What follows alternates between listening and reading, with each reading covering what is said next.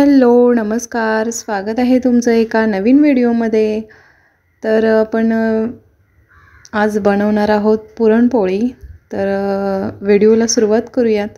तर मी इथे हरभरा डाळ घेतलेली आहे 1.5 वाटी आणि ती 5 ते 8 तास मी भिजत ठेवली होती।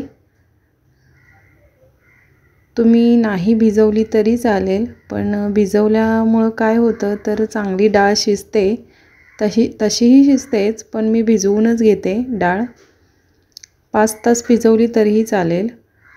तर मग आता आपण ते कुकरमध्ये शिजत ठेवूया।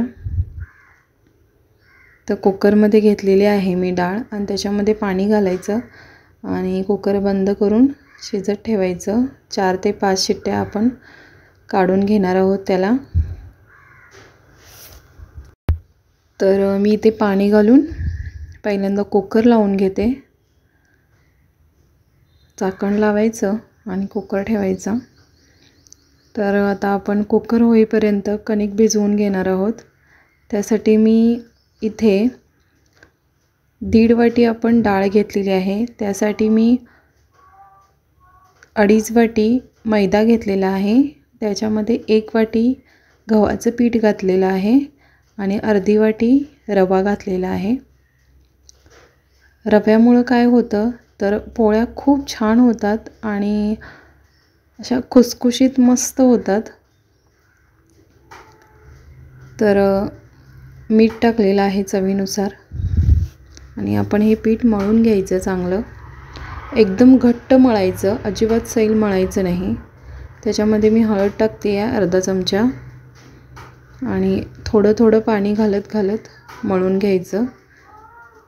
एकदम जास्त पाणी घालायचं नाही, थोडं थोडं पाणी घालत मळायचं आणि एकदम घट्ट मळून घ्यायचं। बघू शकता इथे। तर आधी आपण डाळ शिजत ठेवलेलीच आहे, म्हणजे डाळ शिजेपर्यंत आपली बाकीची तयारी आपण करून घ्यायची, म्हणजे पटापट आपले कामं आवरतात। तर मग इथे मी पीठ मळते। होता होईल तेवढं घट्ट मळायचं थोडं थोडं पाणी घालून, कारण हे आपण भिजत पण ठेवणार आहे पाण्यामध्ये, त्यामुळे होता होईल तेवढं घट्ट मळायचं। ही आमच्या गावाकडची पद्धत आहे पोळ्या करायची। म्हणजे प्रत्येकाच्या ठिकाणी वेगवेगळी पद्धत असते पोळ्यांची। कोणी कोणी असंच ही पीठ मळून म्हणजे सैल पीठ मळून सुद्धा करतं। तर आम्ही नाही, आम्ही असं घट्ट पीठ मळून घेतो आधी आणि मग तर माझं आता पीठ मळून झालेलं आहे आणि मग याच्यामध्ये मी एक अर्धा ग्लास पाणी ओतते आणि त्याच्यामध्ये हा गोळा भिजत ठेवायचा। एक अर्धा तास भिजत ठेवायचा। असं जर तुम्ही भिजत ठेवलं पीठ तर खूप छान होतात पोळ्या। तर याच्यावरती आपण झाकण ठेवूयात आणि मग हे ठेवून देऊयात। तर इथे आपली डाळ पण शिजलेली आहे। डाळ भिजवल्यामुळं पटकन डाळ शिजते आणि अगदी व्यवस्थित शिजते। त्यामुळे मी तरी सांगेन की तुम्ही 3 ते 4 तास तरी भिजत घालाच। तर आपली डाळ शिजलेली आहे, तर आपण ती आता गाळून घेऊयात। मी इथं चाळण घेतलेली आहे, तर त्याच्यामध्ये मी गाळते। पूर्ण पाणी गाळून घ्यायचं व्यवस्थित आणि मग हे पाणी ठेवायचं आमटीसाठी। तर मी कुकरमध्येच आता डाळ आटवणार आहे याच्यामध्ये गूळ घालून। तर मी हा कुकर ठेवलेला आहे गॅसवर, डाळ त्याच्यामध्ये गाळून घेऊन। तर इथे 1.5 वाटी मी डाळ घेतली होती, त्यासाठी मी 1.25 वाटी गूळ टाकलेला आहे त्याच्यामध्ये। समप्रमाण घ्यायचं नाही, थोडंसं कमी घ्यायचं गुळाचं प्रमाण। त्यामुळे काय होतं जर गूळ आपण तेवढाच टाकला किंवा त्याच्यापेक्षा जास्त जर टाकला ना तर चिकट चिकट होतं पुरण, त्यामुळे हे व्यवस्थित आहे प्रमाण। तर 1.5 वाटीसाठी मी 1.25 वाटी गूळ घेतलेला आहे। तर आता आपण हे चांगलं हलवून घ्यायचं, व्यवस्थित आटवून घ्यायचं। सतत ढवळत राहायचं, कारण का खाली लागू शकतं। कंटिन्युअसली ढवळत राहायचं। मी गॅस मीडियम ठेवलेला आहे। तर गूळ आपला थोडा विरघळलेला आहे, तुम्ही बघू शकता इथे। तर याच्यामध्ये मी वेलची पूड टाकते 2 चमचे सुंठपूड पण टाकू शकता, म्हणजे सुंठ पावडरसुद्धा टाकल्यामुळे खूप छान टेस्ट येते. पण माझ्याकडे आता नाही आहे, त्यामुळे मी फक्त वेलची पूड टाकते. तर आता बघू शकता तुम्ही, आटलेलं आहे आपलं मिश्रण. तर हे तयार झालेलं कसं ओळखायचं? तर पाणी पूर्ण आटलेलं आहे आणि त्याच्यामध्ये गूळ पण शिजलेला आहे चांगला. तुम्ही बघू शकता इथे. तर हे आता आपलं मिश्रण झालेलं आहे. हे कसं ओळखायचं? तर उलट नसतं ते आपण त्याच्यामध्ये खोचून ठेवायचं. ते बघू शकता. असं जर खोचून उभं राहिलं स्ट्रेट किंवा पडलं नाही तर समजायचं की आपलं झालेलं आहे. आणि जर उलट न पडलं तर म्हणायचं की अजून आपल्याला आटवायला पाहिजे मिश्रण. त्यामुळे असं उलट न उभं करून बघायचं आपण. त्याच्यामध्ये उभं राहत असेल तर समजायचं की आपलं मिश्रण तयार आहे. तर आता झालेलं आहे तयार.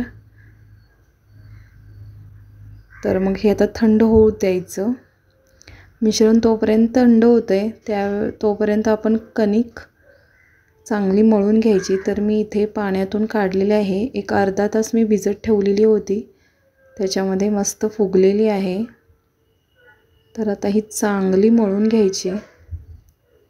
बघू शकता इथे. तर मी परातीत घेतलेली आहे मळण्यासाठी. असं चांगलं मळायचं, त्यातलं पाणी सगळं काढून घ्यायचं. आमच्या गावी काय करतात तर पाटा वरवंटा असतो ना, त्याच्यावरती ही कणिक अशी चांगली ठेचून चेचून घेतात व्यवस्थित. तर आता माझ्याकडे नाही आहेत पाटा वगैरे, त्यामुळे मी असंच करते. परातीमध्ये चांगलं हातानंच ठेचून घेते. बघू शकता इथे. तर अशा पद्धतीने कणिक चांगली मळून घ्यायची. हाताने अशी ठेचून ठेचून मळायची. जितकी चांगली कणिक तुम्ही मळाल ना, तेवढ्या पोळ्या खूप छान होतात.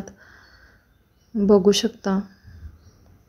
थोडं तेल लावायचं आणि तेल लावून पुन्हा मळून घ्यायची. पाट्या आणि वरवंट्यावर इतकं छान येतं कणिक बडवून वगैरे मळायला. आमच्या गावी असंच करतात. तर माझ्याकडे इथे एक टूल आहे.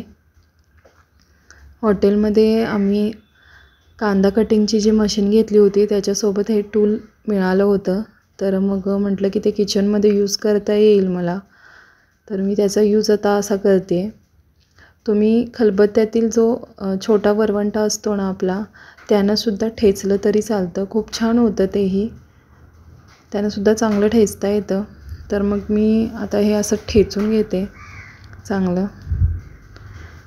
आणि मग बघा आपली तयार झालेली आहे कणिक. कणिक तयार झाली हे कसं ओळखायचं? तर आपण ओढून बघायचं असं वरती. जर तुटली नाही, हे बघा अशा पद्धतीने तुटली नाही तर समजायचं की आपली कणिक तयार झालेली आहे. तर आपण त्याच्यावर तेल लावून व्यवस्थित त्याचा गोळा करून ठेवून देऊयात. बघू शकता. मी पुन्हा एकदा दाखवते तुम्हाला तोडून वरती हे करून.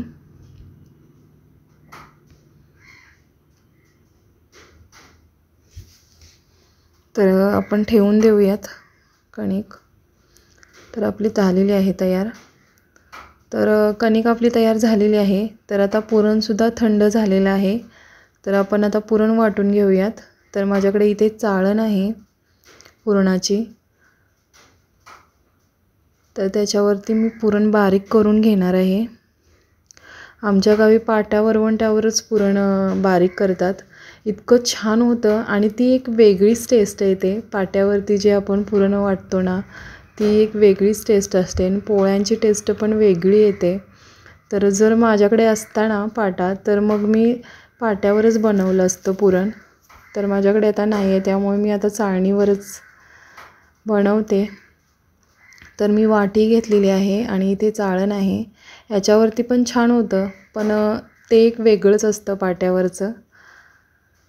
तर मग इथे अशी वाटी घ्यायची आणि त्या चाळणीवरती आपण बारीक करून घ्यायचं. बघू शकता इथे. खाली मी एक भांडं घेतलेलं आहे आणि याच्यावरती घासायचं असं घेऊन. छान होतं बारीक असंही. तुम्ही असं वाटी नको असेल तर तुम्ही हाताने पण करू शकता. असं हाताने घासलं तरीही होतं चांगलं, पण वाटीने कसं पटापट होतं, पटकन होतं ते, त्यामुळे मी वाटीनंच करते.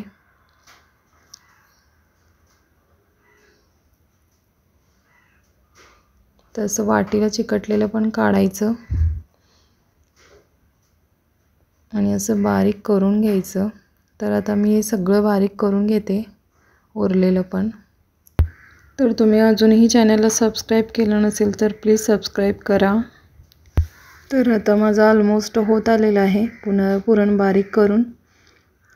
तर तयार आहे आपलं पुरण. तर आता आपण पोळ्या तयार करायला घेऊयात. तर मी ते पोळपट आणि लाटणं घेतलेला आहे.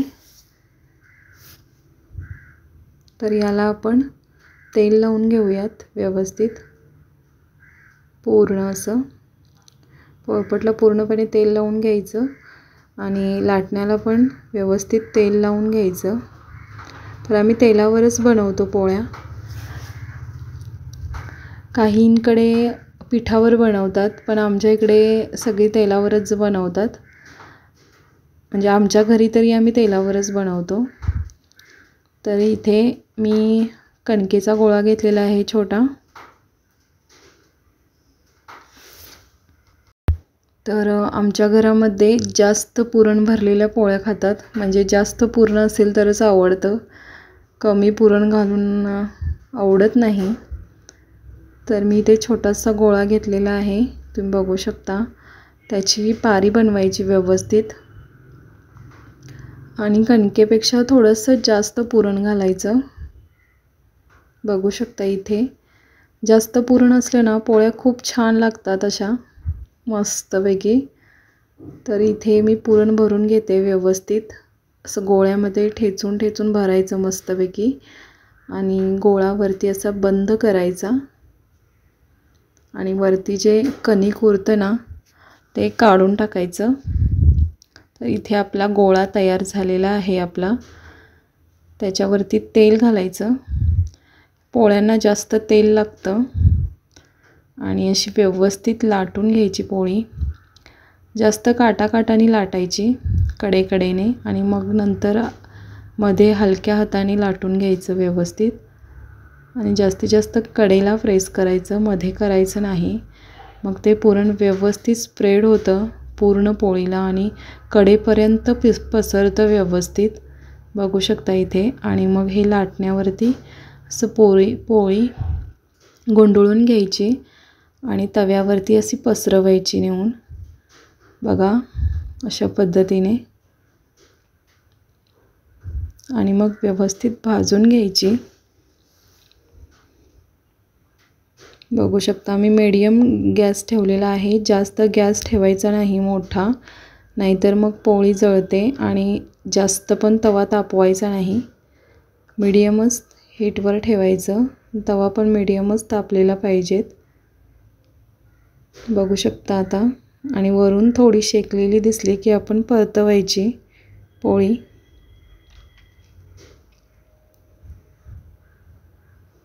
तोपर्यंत मी तिकडे दुसरी पोळी लाटून घेते. माझी एक पोळी शेकेपर्यंत दुसरी तयार होते, म्हणजे पटकन तयार होतं सगळं. बघू शकता इथे मस्त अशा टम्म फुगलेल्या पोळ्या तयार होतात. तर आपण आता हे पलटवून घेऊयात आणि छान अशी पोळी फुगलेली आहे टम्म. बघू शकता. आणि किती छान लागतात ह्या पोळ्या, मस्त. आणि पुरण पण जास्त भरल्यामुळे पण छान लागतात. बघू शकता मस्त पोळी फुगलेली आहे. तर आपण शेकून घेऊया व्यवस्थित पलटवून चांगली. तर अशा पद्धतीने. तर मी आता तुम्हाला दुसरी पण एक पोळी तयार करून दाखवते. तर मी छोटा कणकेचा गोळा घेतलेला आहे, बघू शकता. आणि त्याची पारी करून घ्यायची. पुरण घ्यायचं, पुरण त्याच्यामध्ये भरायचं व्यवस्थित आणि गोळा बंद करून घ्यायची, ती पारी बंद करून घ्यायची व्यवस्थित आणि मग त्या गोळ्यावरती तेल घालायचं आणि मग ते प्रेस करून घ्यायचं व्यवस्थित गोळा. ते बघू शकता तुम्ही, हातानेच प्रेस करते मी. तिकडे मी पोळी टाकलेली होती त्यामुळे ते शेकत शेकत इकडं माझं काम चाललेलं होतं. तर असं लाटून घ्यायचं मस्तपैकी, कडेकडेनं लाटायचं, पोळपट फिरवायचा आपल्या ॲडजस्टमेंटनुसार आणि एकदम हलक्या हाताने पोळी लाटायची, जास्त प्रेस करायची नाही. तर आपली तयार झालेली आहे. तर लाटण्यावरती घ्यायची आणि अशी पसरवायची तव्यावरती. तर ही पण पोळी आता मस्तपैकी शेकून घेऊयात. तर या प्रमाणामध्ये जर तुम्ही पोळ्या बनवल्या तर आपल्या 10 पोळ्या तयार होतात. तर ही वरून शेकलेली आहे. आता पलटवून घेऊया आपण. बघू शकता कशी टम फुगत आहे. तर माझ्या सगळ्या पोळ्या अशाच फुगलेल्या आहेत मस्तपैकी, बघू शकता. तुम्हाला हवं असेल तर तूप पण वरून सोडू शकता तुम्ही.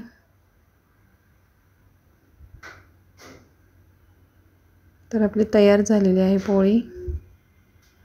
तर आता आपण पलटवून शेकून घेऊया चांगली व्यवस्थित. जर तुम्हाला माझा हा व्हिडिओ आवडला असेल तर व्हिडिओला प्लीज लाईक करा आणि चॅनलला सबस्क्राईब केलं नसेल तर प्लीज सबस्क्राईब करा. तर आपल्या पोळ्या तयार झालेल्या आहेत. तर भेटूया आपण पुढच्या व्हिडिओमध्ये.